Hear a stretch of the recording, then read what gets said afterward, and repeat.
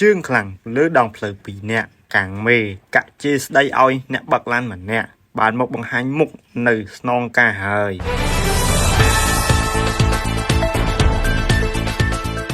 ក្រុមដើរតួជាអង្គរៈដែលធ្វើមានការភ័យខ្លាចដល់អ្នកធ្វើដំណើរតាមដងផ្លូវសាធារណៈដែលល្បីក្នុងបណ្ដាញសង្គមបានមកដល់ស្នងការនគរបាលរាជធានីភ្នំពេញហើយនេះបើតាម page Facebook ឈ្មោះឧត្តមសេនីយ៍ឯកជួនណារិន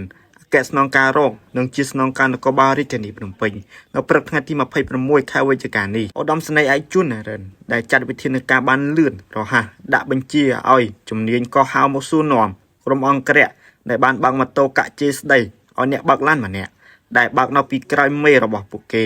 ទង្វើតាមដងផ្លូវសាធារណៈនេះបានធ្វើឲ្យសាធារណជនមិនអាចទទួលយកបានឡើយឧត្តមសេនីយ៍ឯកជួនណារិនបានគូបញ្ជាក់បន្ថែមថាបើនៅមានបែបនេះទៀតសូមបញ្ឈប់ជាបន្ទាន់ខ្ញុំមិនអនុញ្ញាតឲ្យមានបែបនេះក្នុងសង្គមដែលប្រជាពលរដ្ឋយើងស្អប់ខ្ពើមនោះទេ